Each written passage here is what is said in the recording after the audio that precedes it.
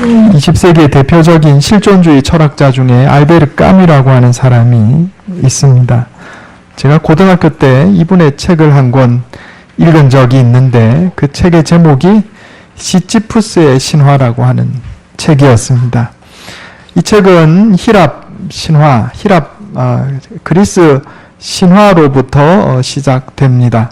그리스 신화에 그런 게 있어요. 시지푸스라는 사람이 한 사람 있었는데 그는 신들의 뜻을 어기고 제멋대로 살다가 제우스 신으로부터 벌을 받습니다. 그런데 그 벌의 내용이 아주 특별합니다. 이렇게 삼각형으로 뾰족하게 솟은 산이 하나 있는데 제우스 신은 시지푸스에게 커다란 바위, 둥근 바위를 하나 줍니다. 그리고 그에게 내린 형벌은 산 밑에서부터 산 꼭대기까지 이 둥근 바위를 굴려서 올리는 거예요.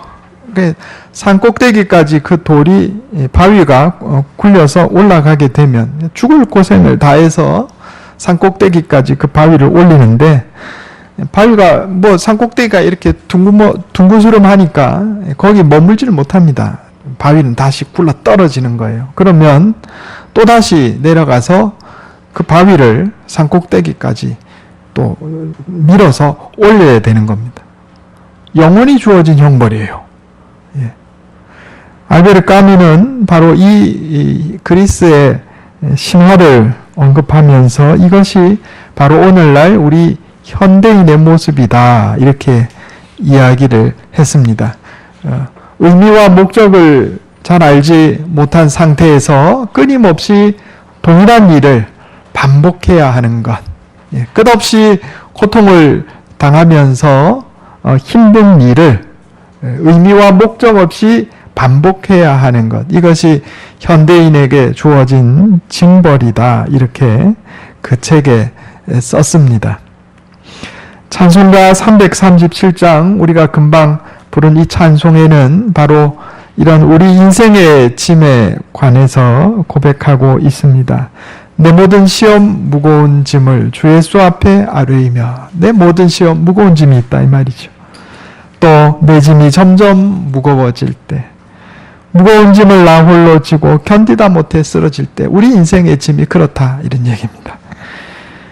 이런 무거운 짐을 지고 견디다 못해 쓰러지는 인생들을 향해서 오늘 우리 주님 예수님께서 구원의 말씀을 선포해 주고 계십니다. 수고하고 무거운 짐진 자들아 다 내게로 오라. 내가 너희를 쉬게 하리라. 나는 마음이 온유하고 겸손하니 내 멍에를 메고 내게 배우라. 그리하면 너희 마음이 쉼을 얻으리니 이렇게 말씀하셨습니다. 금방 말씀드린 것처럼 우리 인생은 모두 다 짐을 지고 살아갑니다. 우리 인생의 짐을 크게 세 가지로 얘기할 수 있어요. 첫째는 죄의 짐입니다.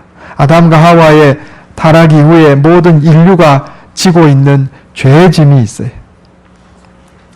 제가 며칠 전에 혼자 말씀을 묵상하면서 하나님께서 우리 죄를 용서해 주셨습니다 하는 그 말씀을 묵상하면서 언뜻 깨달아지는 게 있었어요.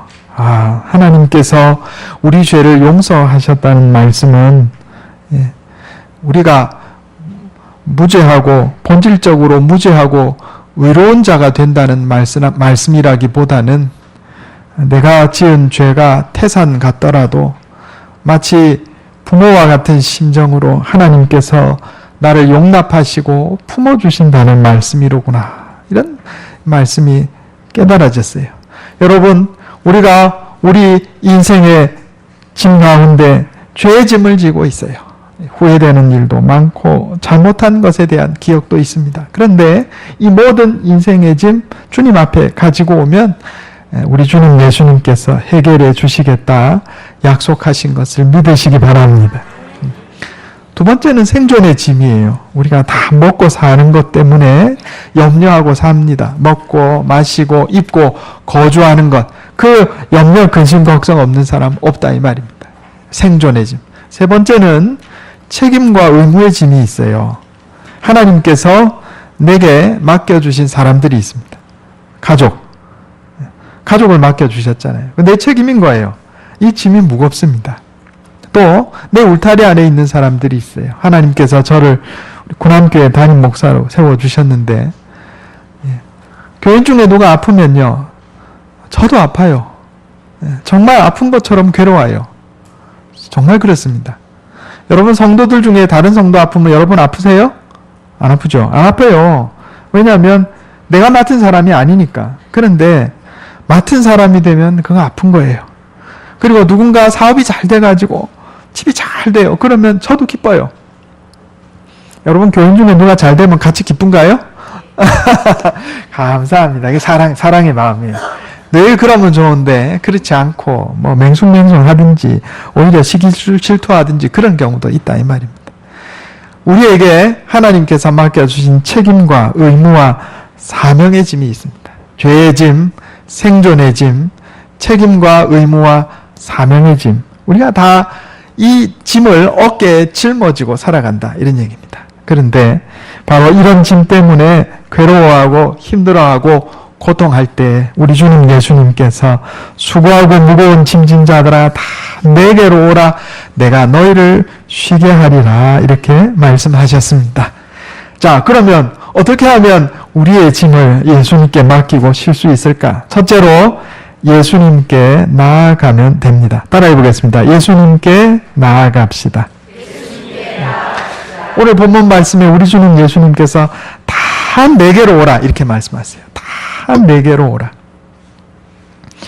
예수님께 나온다는 것은 주일에 교회에 나와서 예배드리고 예수님 얼굴을 보는 걸 얘기합니다. 영적으로.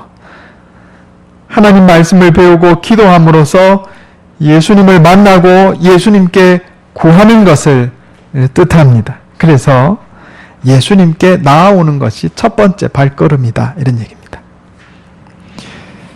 얼마 전에 우리 집에 제 딸아이가 하도 소원을 해서 햄스터를 한 마리 샀어요. 햄스터. 여기 마트에 가서 한 마리 3,000원 주고 햄스터를 샀는데 그 이제 집에서 키웁니다.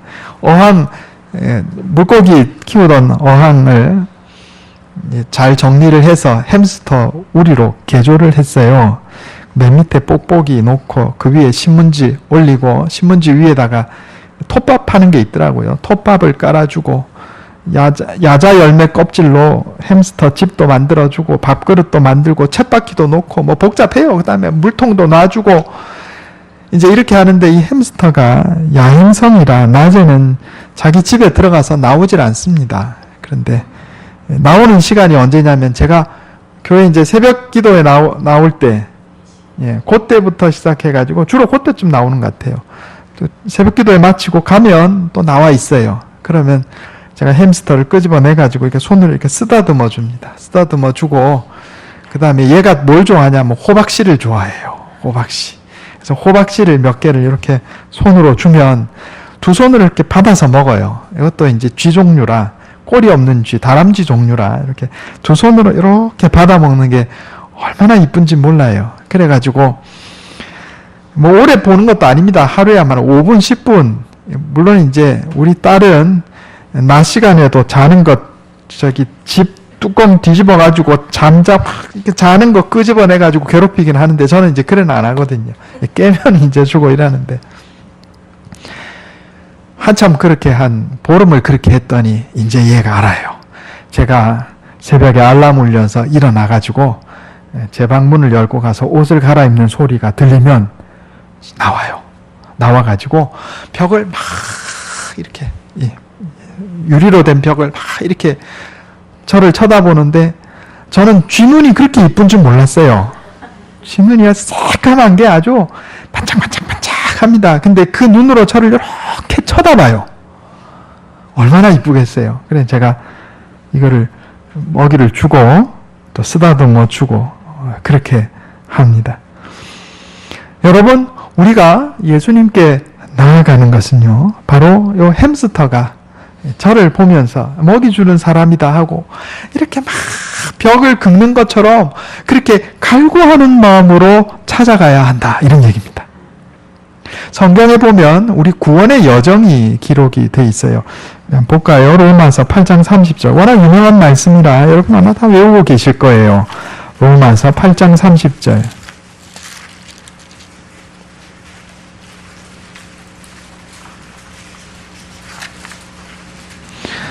신약성경 250페이지입니다. 로마서 8장 30절.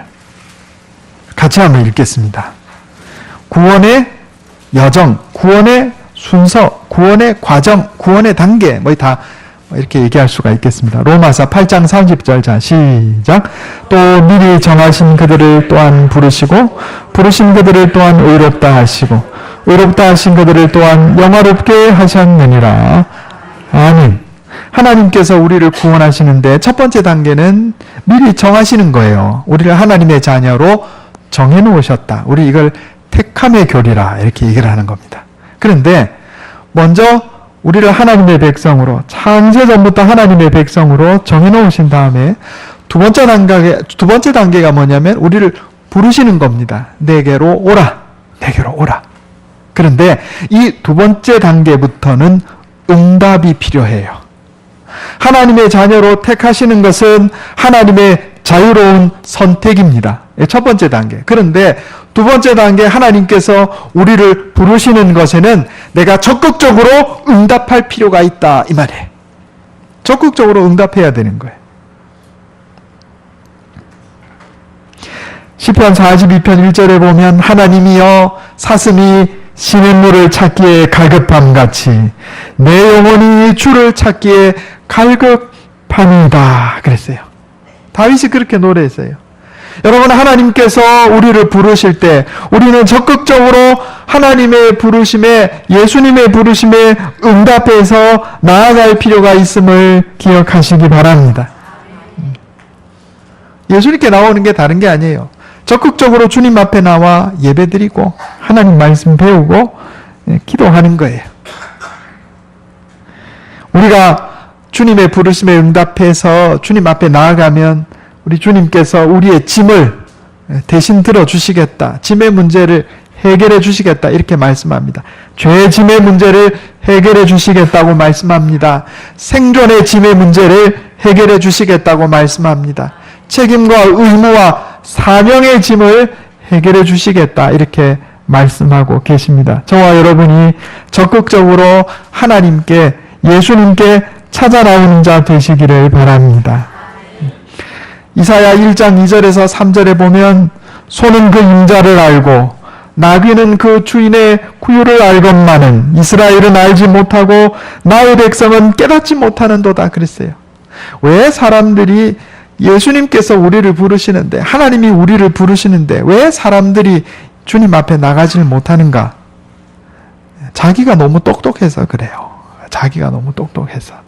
오늘 예수님이 뭐라고 그러셨냐면 마태복음 11장 25절에 이렇게 말씀합니다. 천지의 주제이신 아버지여, 이것을 지혜롭고 슬기 있는 자들에게는 숨기시고 어린아이들에게는 나타내심을 감사하나이다 그랬어요. 지혜롭고 슬기 있는 자에게 숨기셨다. 이게 무슨 얘기냐면 자기 스스로 똑똑하고 지혜롭다고 생각하는 사람은 하나님께 나오기를 거절했다, 이런 얘기입니다. 한 10여 년 전에 리처드 도킨스라고 하는 사람이 쓴 책이 전 세계적으로 베스트셀러가 된 적이 있습니다. 그 책 제목이 뭐냐면 만들어진 신이에요. 이게 우리말로 번역하면 그렇게 번역을 했는데 원 제목은 God Delusion. 무슨 얘기냐면 직역하면 신이라는 망상. 이 사람이 쓴 책 제목이에요. 그런 책에서 이렇게 말했습니다. 누군가 망상에 시달리면 정신이 이상하다고 말한다. 많은 사람들이 망상에 시달리면 종교가 된다. 이랬어요. 이게 무신론자들의 바이블이라고 상당히 잘 알려진 책입니다. 이 책에서 이 사람 뭐라고 얘기했냐면 무신론자는 행복하고 균형 잡히고 도덕적이고 지적으로 충만하다. 뭐 좋은 거 다 갖다 붙였어요. 무신론자에다가. 그리고 과학적 설명이 성경의 기록보다 훨씬 더 설명이 뛰어나다. 아이에게 부모의 종교를 강요해서는 안 된다. 무신론자는 위축될 것이 없다. 오히려 무신론자는 건강하다는 증거이며 무신론자는 자부심을 가져야 된다. 무신론자 만세! 이랬단 말이에요. 제가 우리 햄스터를 키우면서 그런 생각을 했어요. 얘가 저를 보는 시간이 하루에 한 5분도 안 됩니다. 사실은 5분, 10분도 안 되는데 만약에 말이죠. 햄스터가 저를 보면서 이거는 망상이야. 내가 사는 세상은 50cm 곱하기 40cm 이 어항이 전부야. 이 밖에 보이는 것은 사실은 망상에 불과한 거야. 주인도 없어. 저절로 시간이 차면 저절로 물이 채워지고 저절로 음식이 채워지는 것이지. 분명히 저 어두컴컴할 때 5분씩 나타나는 저 주인은 망상에 불과한 거야. 이렇게 주장한다면 햄스터가 얼마나 똑똑하겠습니까? 여러분, 우리 100년밖에 못 사는 인생입니다. 일생 동안 돌아다녀 봐야 몇백 킬로미터 안에 지구를 벗어나지 못하는 인생입니다. 앞으로 한 30년 지나면 화성에 사람을 보낸다는데 그래봐야 태양계 아니에요. 그죠? 바로 그런 존재가 100년도 못 사는 존재가 몇백 킬로미터 안에서 평생을 보내는 존재가 이 무한한 우주 영원한 시간을 통치하시는 하나님에 대해서 있느니 없느니 그렇게 말하는 것 자체가 웃긴다 이런 얘기입니다. 제가 지난 수요일에 우리 전도서 강의하면서 헛되다 하는 말이 히브리어로 헤벨인데 이 단어의 원래 의미는 에휴 이거라 그랬어요. 에휴 100년밖에 못 사는 인생이 일생 동안 몇백 킬로미터 안을 벗어나지 못하는 인생이 하나님이 계시니 안 계시니 하는 거를 보고 에휴 그거예요. 에휴 예수님께서 그런 사람들을 향해서 지혜롭고 슬기 있는 자들에게는 숨기시고 어린아이에게는 나타내심을 감사하나이다 그랬어요. 여러분 우리가 주님께 나아가는 것 우리가 주님을 찾는 것은요 머리로 나아가는 게 아니에요. 믿음으로 나아가는 것이고 어린아이와 같은 순수한 마음으로 나가는 거예요. 마치 햄스터가 말이에요. 새벽에 저를 향해서 눈을 반짝이면서 벽을 긁어대는 것처럼 소가 주인의 구유를 알고 소가 그 주인을 알고 나귀가 그의 구유를 아는 것처럼 사슴이 시냇물에 갈급한 것처럼 우리가 주님을 찾아 나올 때 하나님께서 우리 인생의 짐을 해결해 주시겠다고 약속하셨음을 믿으시기 바랍니다. 우리가 주님께 나아가서 무거운 짐 내려놓고 마음에 쉼을 얻는 데는 재물이 필요하지 않습니다. 학식이 필요하지 않습니다. 사회적인 성공과 지위가 필요하지 않습니다. 오직 어린아이와 같은 순수한 믿음과 갈급한 심령이 필요할 뿐인 것입니다. 그 다음에 우리 주님 예수님께서 내 멍에를 메고 내게 배우라 이렇게 말씀하셨어요. 제가 전에 말씀드렸죠. 중동 지역의 멍에는 소 2마리가 메는 멍에입니다. 우리나라 멍에는 소 1마리가 메지만 중동 지역 이스라엘의 멍에는 소 2마리가 메요. 하나는 나이가 들고 힘이 세고 노련한 소 1마리에 나이가 어리고 힘도 약하고 아직 초보자 소를 같이 매준다 이 말입니다. 그러면 나이 들고 노련하고 힘이 센 소가 리드에 갑니다. 옆에 있는 나이가 어린 소는 그저 따라가는 거예요. 힘이 들지 않죠. 사실 멍이라고 하는 것은 일하기 위해 매는 겁니다. 그죠? 언뜻 생각하면 쉬게 해주시겠다 놓고는 멍에를 함께 매라고 말씀하시는가 이런 생각이 들지 모르겠어요. 그런데 멍에를 내가 메고 간다면 내 인생의 멍에를 혼자 메고 간다면 그 인생은 방황의 길이요 고통의 길이요 죄와 죽음의 길이 되지만 우리 주님 예수님께서 힘세고 나이 들고 노련한 소가 되어서 멍에를 메고 가실 때 나는 초보자 소로서 거기에 붙어가기만 한다면 그 짐이 무겁겠어요? 아니요. 짐은 다 예수님이 져주시는 거고 나는 따라가면 되는 것이다 이런 얘기입니다. 저는 우스갯소리에 걷는 자 위에 뛰는 자 있고 뛰는 자 위에 나는 자 있고 나는 자 위에 뭐가 있다 그랬어요? 붙어가는 자 있다 그랬어요. 나는 자 위에 붙어가는 자. 여러분 예수님께서 내게로 오라 너희는 와서 내 멍에를 메고 내게 배우라 이렇게 말씀하신 것은 나한테 와서 붙어가라 이런 얘기입니다. 요한복음 15장에 보면 나는 포도나무여 너희는 가지니 저가 내 안에 내가 저 안에 있으면 저는 열매를 많이 맺나니 그랬어요. 어떻게 하면 우리가 주님 예수님과 함께 멍에를 매겠습니까? 예수님의 말씀을 배우고 예수님 말씀 따라 순종하며 사는 것이 예수님과 함께 멍에를 매는 것이고 예수님께 배우는 것이다. 이런 얘기입니다. 우리가 예수님과 멍에를 매고 예수님과 동행하는 삶을 살면 우리 인생에 쉼과 행복이 있습니다. 다윗은 시편 23편에서 여호와는 나의 목자시니 내게 부족함이 없도다. 그가 나를 푸른 풀밭에 놓이시며 쉴만한 물가로 인도하시는도다. 그랬어요. 내 인생의 짐 예수님께 맡기고 예수님 손 붙잡고 살면 하나님께서 생존의 문제도 해결해 주시고 책임과 의무의 문제도 해결해 주시는 줄 믿으시기 바랍니다. 성경 한번 찾아보겠습니다. 마태복음 6장 30절.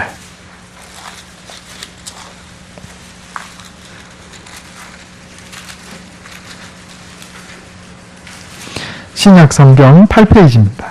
마태복음 6장 30절에서 33절. 제가 읽겠습니다. 눈으로 한번 따라 읽어주시기 바랍니다. 신약 성경 8페이지 마태복음 6장 30절. 오늘 있다가 내일 아궁이에 던져지는 들풀도 하나님이 이렇게 입히시거든 하물며 너희일까 보냐 믿음이 작은 자들아. 그러므로 염려하여 이르기를 무엇을 먹을까 무엇을 마실까 무엇을 입을까 하지 말라. 이는 다 이방인들이 구하는 것이라. 너희 하늘 아버지께서 이 모든 것이 너희에게 있어야 할 줄을 아시느니라. 그런즉 너희는 먼저 그의 나라와 그의 의를 구하라. 그리하면 이 모든 것을 너희에게 더하시리라. 아멘. 여러분, 하나님의 나라와 그 의를 먼저 구하라는 말씀은 곧 예수님과 함께 멍에를 메고 예수님께 배우고 그 배운 말씀에 순종하라는 말씀과 일반이다 하는 얘기입니다. 그렇게 하면 하나님께서 나의 생존의 문제를 해결해 주신다고 약속하셨습니다. 여러분이 약속의 말씀을 믿으시기 바랍니다. 돈을 따라간다고 돈 문제가 해결되는 게 아니고 우리 주님 예수님을 따라가면 돈 문제가 해결된다 이런 얘기입니다. 사람 뒤를 쫓아간다고 사람 문제가 해결되는 게 아니고 우리 주님 예수님을 따라가면 사람 문제가 해결된다 이 말입니다. 이걸 깨닫고 믿는 게 믿음이에요. 자기가 너무 똑똑해서 자기 생각이 너무 세서 이걸 알지 못하고 인정하지 못하고 자기 뜻대로 돈 따라가고 사람 따라가니까 인생에 문제가 생긴다 이 말이에요. 자기 혼자 멍에를 메고 가니까 해결이 안 되죠. 믿음이라고 하는 것은 과학적인 지식이 아닙니다. 믿음은 영혼의 작용이에요. 영혼의 작용. 과학적으로 풀리는 문제가 아니다 이 말입니다. 헛똑똑이가 되면 안 된다 이런 얘기입니다. 우리가 우리 주님 예수님과 함께 멍에를 메고 예수님께 배우면 내 책임의 문제, 의무와 사명의 문제를 해결해 주신다 이렇게 말씀하셨어요. 근데 시편 128편 한번 보겠습니다. 시편 유명한 말씀입니다. 시편 128편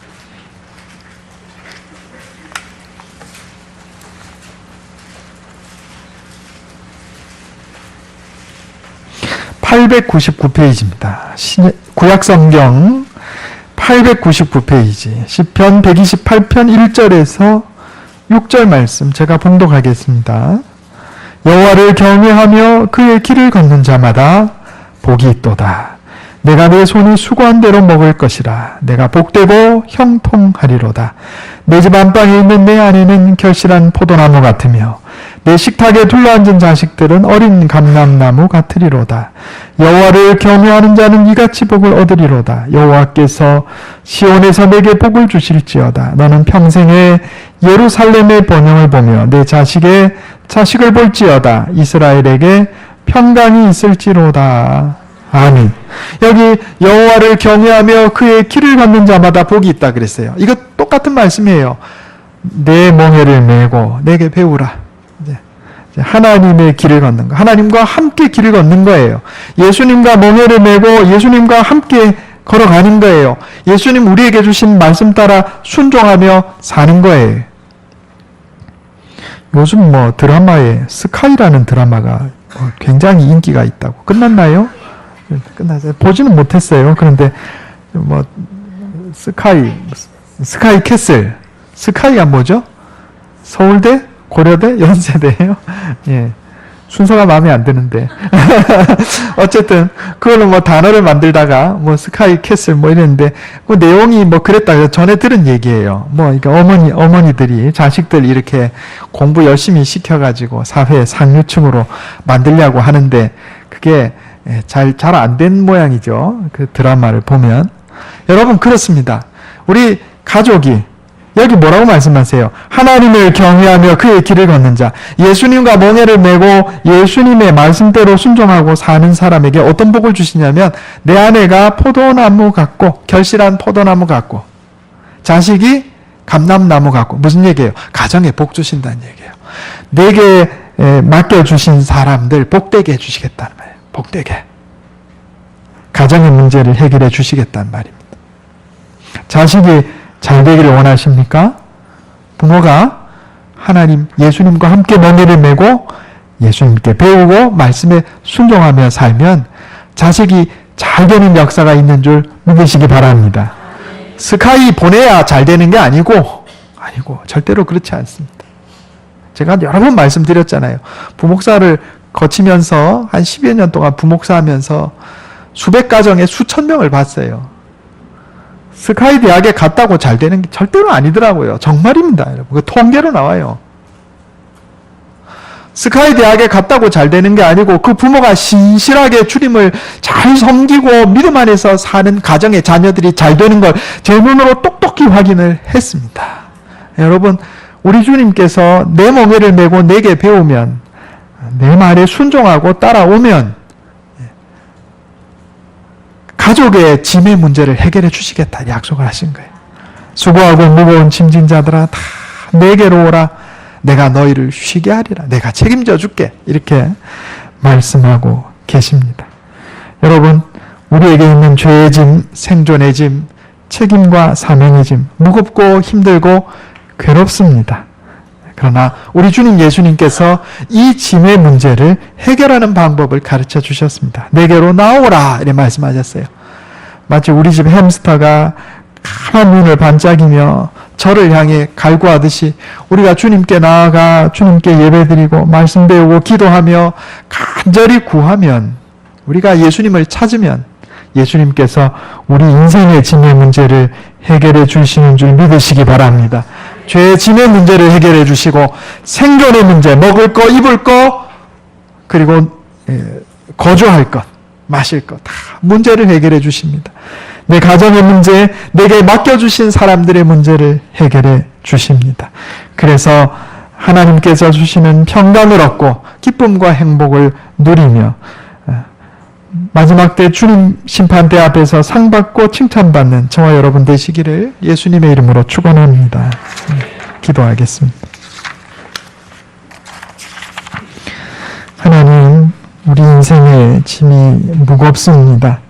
죄의 짐, 생존의 짐, 책임과 사명의 짐의 무게 때문에 어깨가 눌려서 고통하고 슬퍼하는 것을 주님 앞에 고백합니다. 그러나 우리 주님 예수님께서 수고하고 무거운 짐진 자들아 다 내게로 오라. 내가 너희를 쉬게 하리라. 너희는 내 멍에를 메고 내게 배우라 말씀하셨사오니 우리가 주님께 나아가 죄의 문제를 해결받고 주님과 함께 멍에를 메고 주님 말씀 배워 순종하며 삶으로 생존의 짐, 책임과 사명의 짐을 해결받고 승리하는 인생 살게 해 주시옵소서. 우리 주님 예수님과 멍에를 함께 메므로 내 인생의 짐의 문제를 해결하고 쉼을 얻으며 기쁨과 행복의 복된 삶을 살게 하여 주시옵소서. 이것이 내 힘과 능력으로 되지 않음을 고백합니다. 날마다 말씀으로 우리를 깨우쳐 주시고 성령으로 인도하여 주시옵소서. 우리 주 예수님의 이름으로 간절히 기도하옵나이다. 아멘.